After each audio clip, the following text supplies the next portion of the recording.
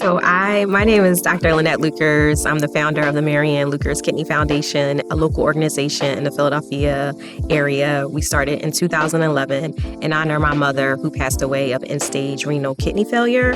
My mom was on dialysis for about 5.5 years. As a family, we were unaware about the process of becoming an organ donor. We believed in all the myths, as most Black families do. And then by the time we educated ourselves about it, my mom, her health had truly declined and she was unable to receive a kidney.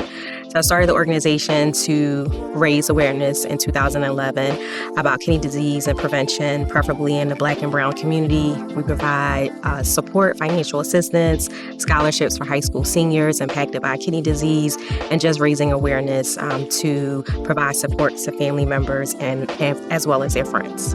My goal for the Marion Luckers Kidney Foundation originally was part of my grief journey, so it was a support system for myself. But then over time, I recognized that it was such a bigger movement, just raising awareness to the Black and Brown community. A lot of us are impacted by kidney disease, unfamiliar, early prevention as far as diabetes, obesity. Sometimes our medication can cause so many side effects that impact our personal health.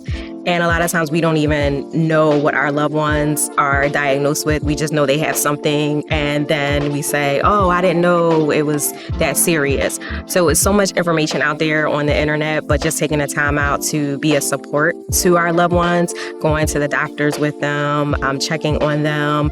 Also just, for me, just making sure family and friends are, did you go to your primary doctor this year? Did you do your, all your appointments? And sometimes as a caregiver, you also don't take care of yourself. So if you're not taking care of yourself, you're not going to be a help to others. So really just to be a support system and providing awareness within our community, which is needed.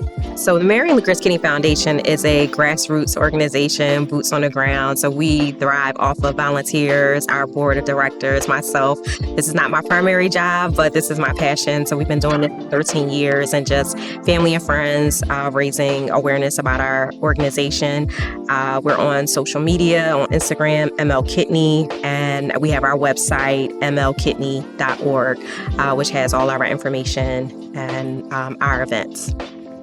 Yeah, so Philadelphia is a urban area. If you notice, we have a lot of, we're trying to provide more, the city is trying to provide more health opportunities. So you'll see a lot of corner stores, bodegas. But I would say that just raising the awareness about health is really, I think, starting to be a more prime focus. But I do find a lot of individuals who are struggling with, getting good health care, yet alone they're maxed out with their copays and they're trying to get transportation to get to dialysis and the basic necessities just to live, especially for those. Some people are able to still work while they're on dialysis, and then some are not. Some individuals are on dialysis 3 to 5 hours a day, 2 to 3, maybe 4 times in a week, and then having to leave dialysis and then go back to work is really exhausting. So having to go out on disability, your lifestyle has changed if you were not prepared for it. And kidney disease is a silent killer, so it can impact anyone from childhood to someone as a senior. So this has no age discrimination, it has no race discrimination, but unfortunately it does impact our Black and Brown community here.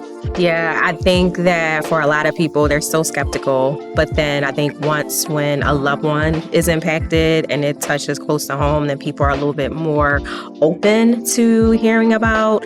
But I think even with that, it's having a Black nephrologist, which is very few in between, which is a kidney doctor. There's not too many of us who aren't going to school to become a nephrologist. Even when we think about during COVID in the Philadelphia area, Dr. Ayla Stanford was really instrumental in helping the movement as far as getting Black and Brown community members to get their COVID vaccination. So I think when you have a face behind it, you're able to, like an event today, just to hear about people talk about their own personal stories and journey. I think that's when you can put a face to the name, and then people are more willing to say, oh yeah, I heard about that. I'm a little bit more willing to educate myself about it or find out more preventative, maybe raise awareness. But until it impacts yourself, 9 out of 10, you're like, that doesn't happen.